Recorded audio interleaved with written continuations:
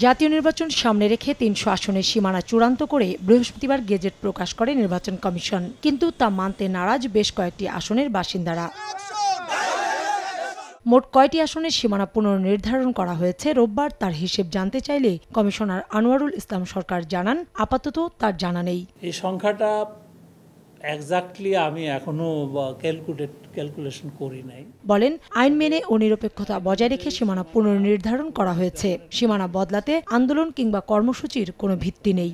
কমিশনের কর্তৃত্ব দিনে গৃহীত কোনো কার্যধারা বা কৃত কোনো কাজকর্মের বৈধতা সম্পর্কে কোনো আদালতে বা অন্য কোনো কর্তৃপক্ষের নিকট কোনো প্রশ্ন উত্থাপন করা যাইবে না। কমিশন যেটি করেছে চুলচেরা বিশ্লেষণ করে চূড়ান্ত গেজেট প্রকাশ করেছে।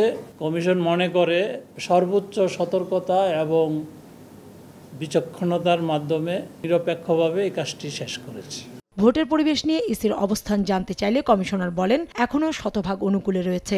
আমরা তো ভোট না হওয়ার মতো প্রতিকূল তো কোনো অবস্থা এখন পর্যন্ত আমাদের কাছে মনে হচ্ছে না।